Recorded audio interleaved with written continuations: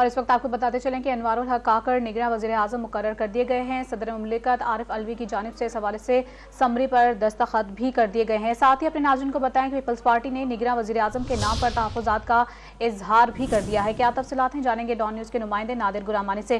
نادر گرامانی بتائے گا کس قسم کے تحفظات کا اظہار کیا گیا ہے، ان سے بھی جاننے کی کوشش کریں گے۔ فی الوقت اپنے ناظرین کو بتاتے چلیں کہ نگراں وزیر اعظم کے حوالے سے انوار الحق کاکڑ کا نام سامنے آتے ہی پیپلز پارٹی کی جانب سے تحفظات کا اظہار کر دیا گیا ہے۔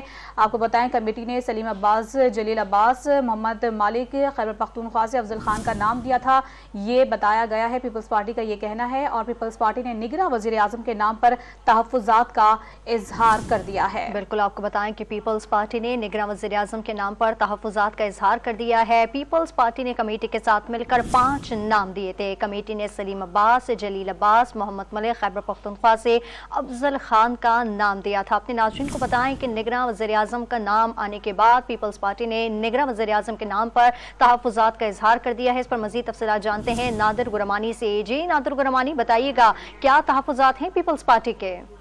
دیکھیں، پیپلز پارٹی نے آج جو نگران وزیر اعظم کے حوالے سے فیصلہ ہوا ہے اس پر اپنے تحفظات کا اظہار کر دیا ہے، اور پیپلز پارٹی کے سینئر رہنما اور سابق وفاقی وزیر خورشید شاہ نے یہ کہا ہے کہ بہتر ہوتا کہ انوار الحق کاکڑ کی بجائے کسی اور شخص کا انتخاب کیا جاتا۔ خورشید شاہ جو پیپلز پارٹی اور حکومت کی جانب سے کمیٹی بنائی گئی تھی نگران وزیر اعظم کے ناموں کو حتمی شکل دینے کے لیے، خورشید شاہ اس کمیٹی کے رکن بھی تھے۔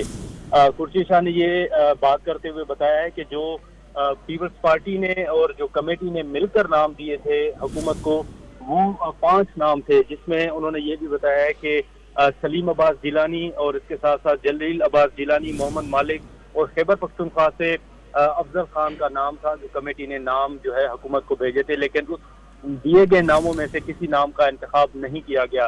اس حوالے سے ان کا یہ بھی کہنا تھا کہ ہمیشہ انتخابات پر سوالات اٹھتے ہیں اور بہتر ہوتا کہ کسی ایکٹیو جو پارٹی کے رہنما ہوں ان کی بجائے کسی اور کا انتخاب کیا جاتا تو وہ مزید بہتر ہوتا۔ انہوں نے یہ بھی کہا ہے کہ جو سینٹ سے انتخاب ہوا ہے نگران وزیر اعظم کے لیے، انہیں یہ علم نہیں تھا کہ انوار الحق کاکڑ کا نام سامنے آئے گا، لیکن